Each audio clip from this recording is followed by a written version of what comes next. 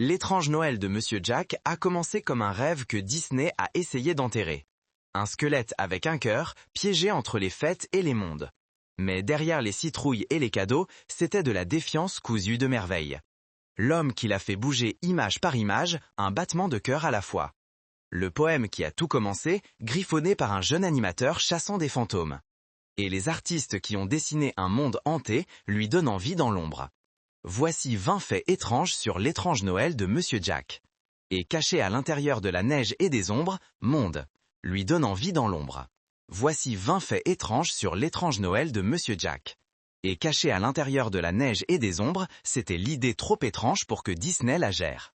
Les saisons ont tourné, les lumières se sont atténuées, mais quelque part dans l'obscurité, Jack continuait de chanter. Numéro 1.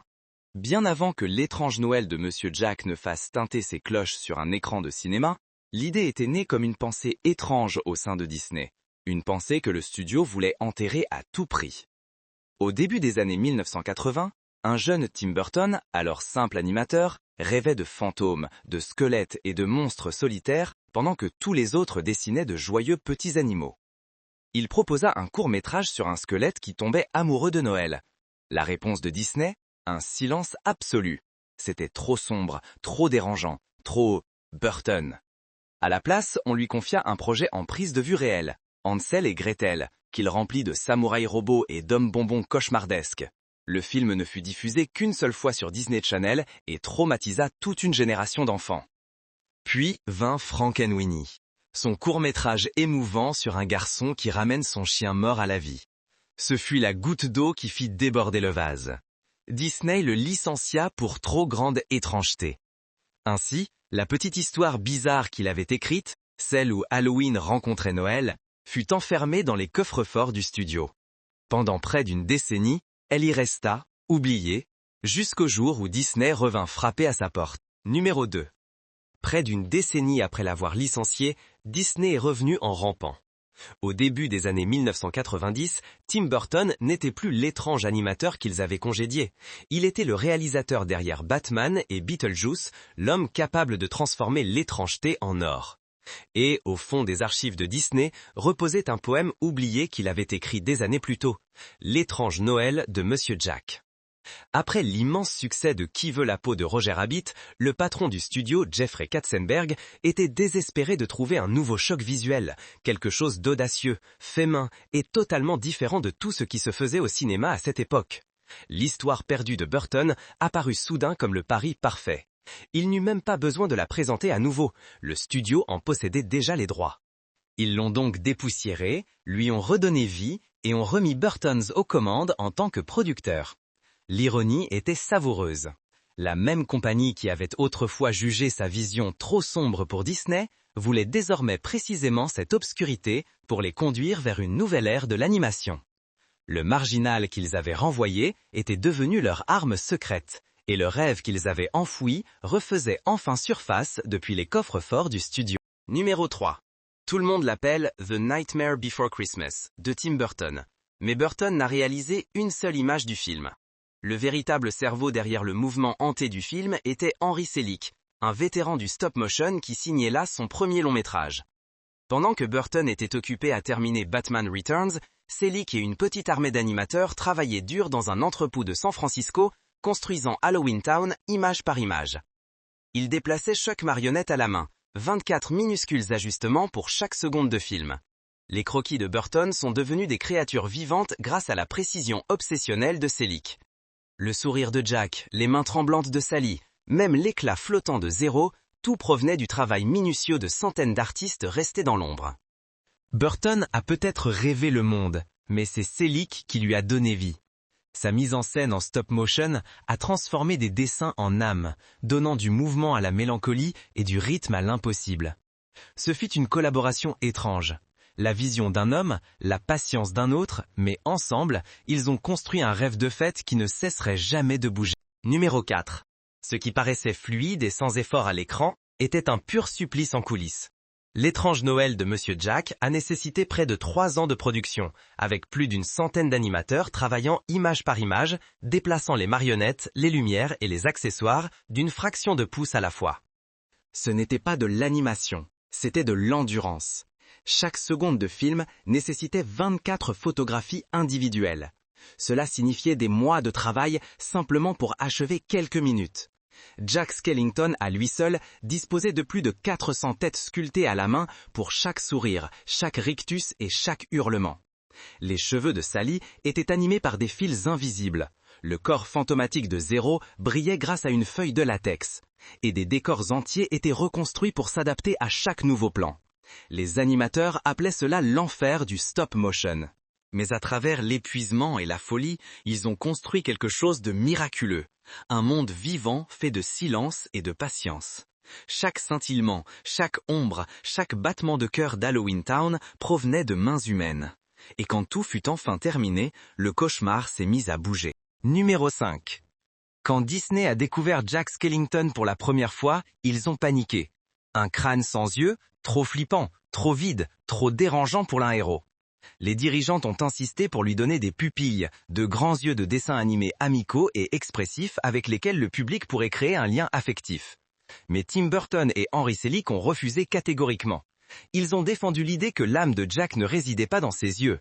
Elle vivait dans son mouvement, dans l'inclinaison gracieuse de sa tête, dans la curiosité de ses gestes, dans la nostalgie et le désir qui transparaissaient dans sa voix. Ils se sont battus contre cette note des studios et ont gagné, même si cela n'a pas été sans conséquence. Disney a discrètement déplacé le film sous son label plus sombre, Touchstone, prenant ainsi ses distances avec la marque principale. Mais cette décision a sauvé l'âme de Jack. Ses orbites vides sont devenues une partie de son charme. Expressive, sans émotion apparente, hantée sans cruauté. Au final, le squelette qui n'était pas censé fonctionner est devenu l'un des personnages les plus aimés de l'histoire de l'animation. Jack n'avait pas besoin d'yeux pour voir. Il lui suffisait d'avoir de l'émerveillement. Numéro 6. Jack Skellington n'était pas un seul homme. Il était deux. L'acteur Chris Sarandon a donné au roi des citrouilles sa voix parlée, fluide et théâtrale, tandis que le compositeur Danny Elfman a chanté chaque note qui portait le désir et la solitude de Jack. Elfman n'a pas seulement interprété les chansons, il les a vécues. Puisant dans ses propres luttes en tant que musicien pris entre la célébrité et le vide, il a versé cette douleur directement dans la quête de sens de Jack. Sarandon a reproduit le ton d'Elfman avec une précision telle que la plupart des spectateurs n'ont jamais remarqué le changement. Ensemble, ils ont créé une seule âme divisée en deux, le rêveur et la voix dans sa tête. C'est pourquoi, quand Jack chante, cela ne ressemble pas à une performance. Cela ressemble à une confession. Numéro 7. L'étrange Noël de Monsieur Jack n'était pas prévu pour être une comédie musicale. Il le devint par pur désespoir. Lorsque Tim Burton engagea pour la première fois Michael McDowell, le scénariste de Beetlejuice, afin d'adapter son poème, le script s'avéra totalement plat. Les dialogues étaient rigides, le ton inégal, et le rythme qui rendait le poème magique avait tout simplement disparu. Les semaines passèrent, et l'histoire refusait catégoriquement de chanter. Alors Burton fit quelque chose de radical. Il jeta le scénario à la poubelle et appela son collaborateur de longue date, Danny Elfman, le musicien à la tête d'Oingo Boingo et déjà auteur des bandes originales de Batman et Édouard aux mains d'argent. Burton lui raconta l'histoire scène par scène et Elfman se mit à composer des chansons au lieu d'écrire des dialogues.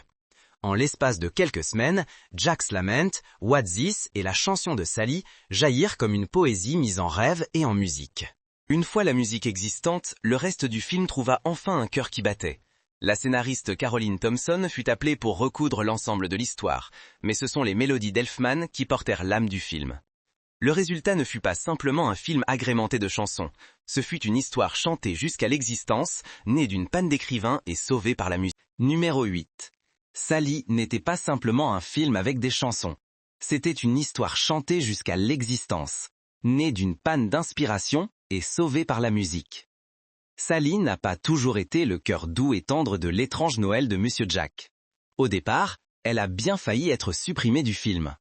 Les dirigeants de Disney trouvaient qu'une poupée de chiffon cousue avec des morceaux de récupération était trop macabre pour un public familial. Ses membres détachables, son sourire cousu de fil, même son habitude d'empoisonner son créateur, tout cela semblait bien trop sombre pour un film destiné aux enfants. Mais Tim Burton et Henry Selick ont refusé de l'abandonner. Ils ont adouci ses contours, lui ont offert une solitude pleine de tendresse et ont laissé la voix fragile de Catherine O'Hara porter sa douleur. Soudain, la poupée effrayante est devenue l'âme même de l'histoire.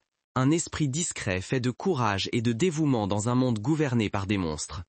Sally a beau avoir été construite à partir de morceaux brisés, elle est devenue le seul personnage qui jamais ne s'est effondré. Numéro 9. Avant que l'étrange Noël de Monsieur Jack ne trouve son joyeux Sandy Claus, Tim Burton avait à l'esprit un nom bien différent, la légende de l'horreur Vincent Price. Ce dernier était l'idole, le mentor de Burton, et la voix même de l'élégance gothique, déjà immortalisée dans Vincent et Édouard aux mains d'argent. Price avait accepté d'incarner le Père Noël avec sa chaleur et sa grâce si caractéristiques. Mais le malheur frappa. Après le décès de son épouse, Coral Brown, en 1991, sa voix s'était transformée, alourdie par une profonde tristesse. Le réalisateur Henry Selick s'en souvient. Il sonnait trop triste, trop brisé pour incarner le Père Noël. Burton le remplaça alors par Ed Ivory, mais l'ombre de Price plane encore. Le maître du cœur gothique brisé hante Noël une dernière fois. Pourtant, même avec ce nouveau Père Noël, la scène elle-même a bien failli disparaître. Les dirigeants de Disney jugèrent la séquence de l'enlèvement du Père Noël trop sombre, trop cruelle, le moment susceptible d'effrayer les familles. Burton refusa catégoriquement de la couper. Pour lui, c'était le cœur battant de l'histoire, l'instant où le rêve de Jack bascule dans le danger. Le compromis fut simple mais décisif. Atténuer la terreur, conserver la vérité. Sans cette scène, le film perdrait sa leçon. Avec elle, Noël et Halloween apprennent tous deux à vivre avec leurs monstres. Numéro 10. Parmi tous les monstres, fantômes et squelettes qui peuplaient le cauchemar avant Noël, l'effet le plus difficile à réaliser n'était pas une créature élaborée. C'était une poignée de portes. Dans la scène où Jack découvre le bosquet des portes des fêtes, il s'arrête devant le portail en forme de sapin de Noël, son crâne se reflétant dans la poignée dorée. Cela ne dure que quelques secondes, mais cette prise a bien failli briser l'équipe d'animation. Pour capturer ce reflet, les animateurs ont dû déplacer Jack et la caméra en synchronisation parfaite, image par image, tout en ajustant constamment l'éclairage afin que le visage du squelette reste visible et brillant sur le métal bombé. Le moindre petit décalage obligeait à tout recommencer depuis le début. Pas d'ordinateur, pas de retouche numérique, juste une poignée de porte étincelante, un reflet récalcitrant et des semaines de travail minutieux pour un bref et parfait instant de magie cinématographique. Numéro 11. Avant que le affrontement final entre Jack et Oogie Boogie ne soit définitivement fixé, l'étrange Noël de Monsieur Jack a failli se terminer sur un choc totalement différent. Dans les storyboards originaux, Jack déchire l'enveloppe de toile de jute d'Oogie pour découvrir le docteur Finkelstein en dessous, qui éclate d'un rire diabolique en expliquant qu'il avait lui-même orchestré tout le chaos afin de donner à Jack une leçon sur le danger de se mêler des fêtes des autres. Henry Selick adorait ce twist, mais Tim Burton le détestait, le qualifiant de fin à la Scooby-Doo. La révélation fut abandonnée, remplacée par le démasquage d'une créature purement monstrueuse et une morale plus nette. Ce seul changement a totalement remodelé le ton du film, le faisant passer de l'ironie au mythe, et a permis à la rédemption de Jack de tenir toute seule. Parfois, le meilleur twist est celui qu'on ne voit jamais. Numéro 12. Les os de Jack Skellington portaient l'ADN à la fois du cinéma et de l'histoire de l'art. Son design provenait directement des carnets de croquis de Tim Burton. Un dandy squelettique inspiré par l'élégance gothique d'Edward Gorey, mêlé à la pose exagérée d'un mannequin de mode et à la grasse ballet de Fred Astaire. Pour capturer cette beauté étrange, les animateurs ont étudié des danseurs et des comédiens de l'ère du muet, chorégraphiant chaque geste comme une pièce de théâtre en stop motion. Même la démarche de Jack, ce glissement roulant entre les images, a été conçue pour le rythme et non pour le réalisme. Le résultat fut un personnage qui paraissait mort mais bougeait avec une vie impossible. Preuve qu'un squelette pouvait danser lorsqu'il était sculpté par des artistes qui croyaient aux fantômes. Numéro 13. Avant d'être construite en miniature, Halloween Town est né à l'encre. Henry Selick et son équipe artistique ont étudié l'élégance inquiétante d'illustrateurs comme Edward Gorey et Ronald Searle, des artistes dont les dessins dégoulinaient d'ombres longues, de traits arachnéens et d'un humour étrange. Leur monde n'était pas parfait.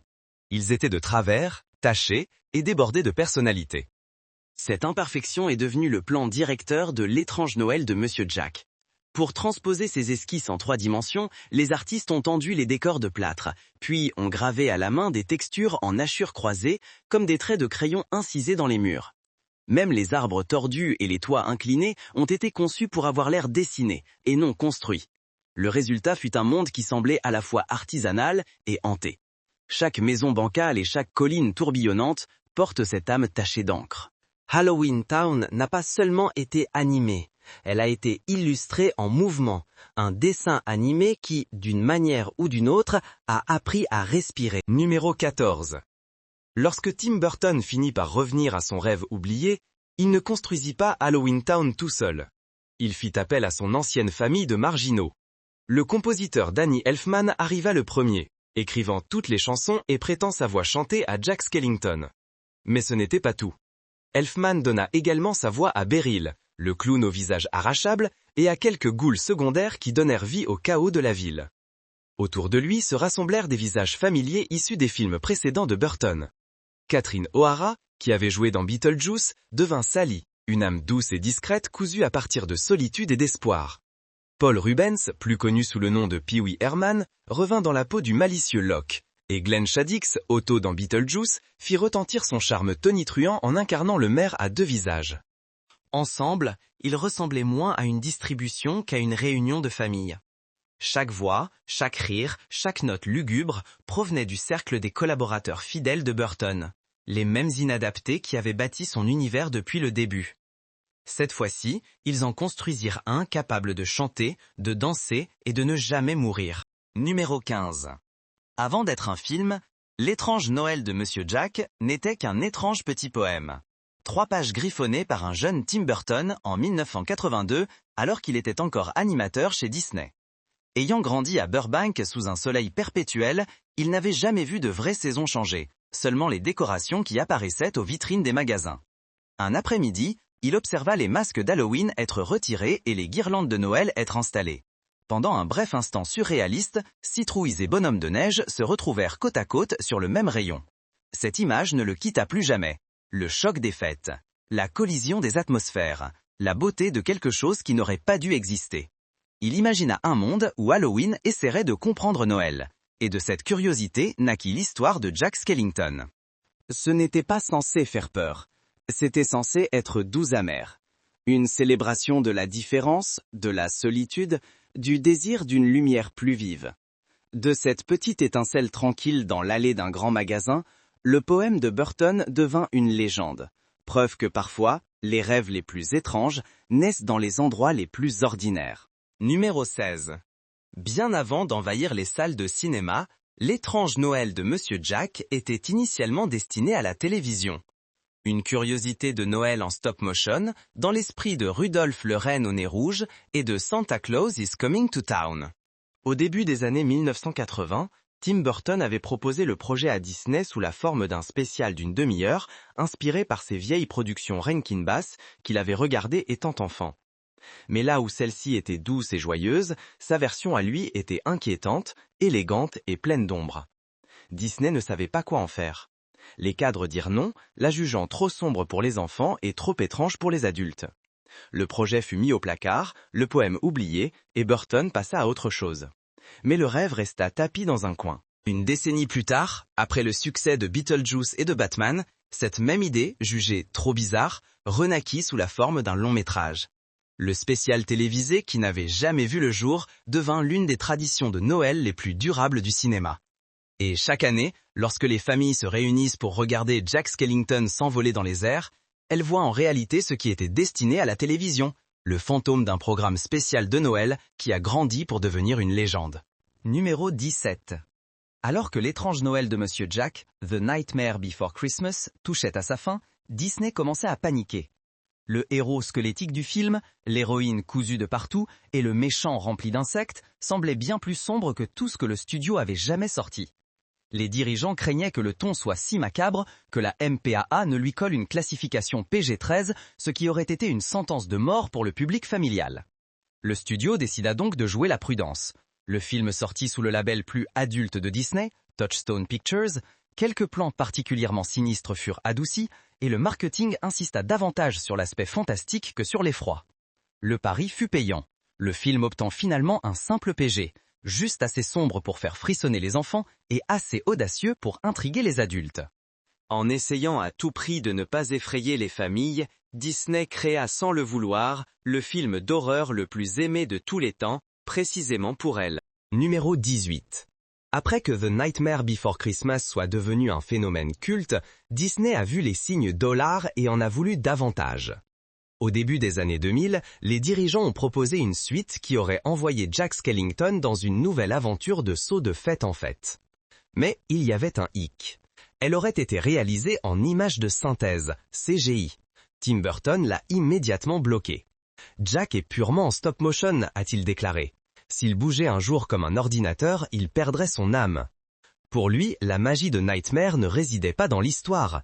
Elle était dans le savoir-faire artisanal, la texture de l'argile, le scintillement de l'imperfection, la touche humaine dans chaque image. Un refus catégorique de Burton a mis fin net au rêve de suite à cet instant précis. Pas de CGI, pas de renaissance, juste un seul film parfait qui est resté exactement aussi artisanal que son héros. Numéro 19. Lorsque L'étrange Noël de Monsieur Jack est sorti pour la première fois dans les salles en 1993, ce ne fut pas un succès massif. Il n'a rapporté qu'un peu plus de 50 millions de dollars.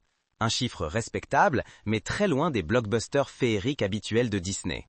Les critiques l'ont admiré, le public a été déconcerté, et le studio est discrètement passé à autre chose. Mais en dehors des projecteurs, quelque chose couvait. En cassette VHS, puis plus tard en DVD, Jack Skellington a enfin trouvé son public. Les enfants qui avaient grandi en aimant les monstres, les marginaux et les ambiances de minuit. Dans les années 2000, Nightmare était devenu un véritable phénomène de culture pop. Le sourire de Jack est apparu sur des t-shirts, des sacs à dos et même des mugs à café, surpassant en vente les icônes même de Disney. Chez Hot Topic, son visage est devenu le symbole d'une rébellion magnifique. Un pont entre les adolescents gothiques et les adultes nostalgiques. Disney a finalement adopté ce qu'il avait autrefois rejeté. Les ressorties en IMAX, en 3D, et les projections spéciales d'Halloween ont transformé le film en un mastodonte saisonnier. Le film de marginaux qu'on avait autrefois craint était devenu l'un des empires les plus rentables de la firme.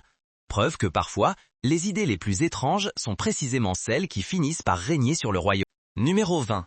Lorsque Chris Sarandon est entré dans la cabine d'enregistrement pour prêter sa voix à Jack Skellington, il n'avait pas un scénario complet, seulement des pages éparpillées et des croquis approximatifs. Il a enregistré scène après scène sans avoir la moindre idée de la façon dont l'histoire allait réellement se terminer. Des mois plus tard, assis dans la salle de cinéma lors de la première projection, Sarandon a enfin découvert le film dans sa forme définitive. Il a vu Jack tomber, se relever et redécouvrir son but dans la vie, tout cela pour la toute première fois, exactement comme le public. « Ça ressemblait à voir un rêve dont je ne savais pas que je l'avais fait », a-t-il déclaré. Cette surprise a rendu sa performance encore plus authentique.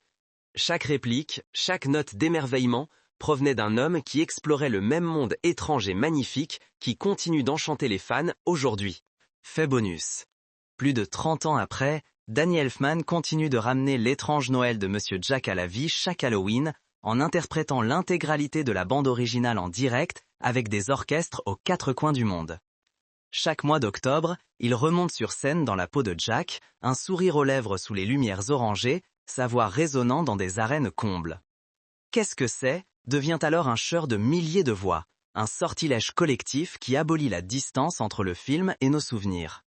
Pendant une soirée, Halloween Town renaît.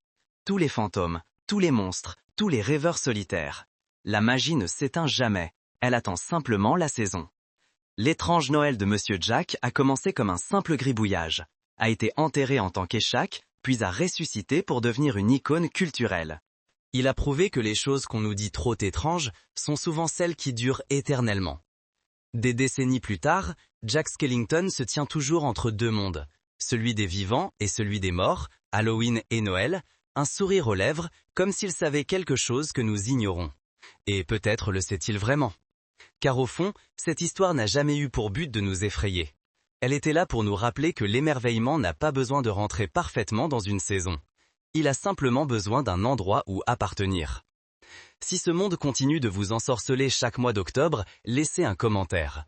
Dites-nous quel classique magique nous devrions déballer ensuite, parce que certaines histoires ne s'effacent pas avec le temps. Elles continuent simplement de chanter.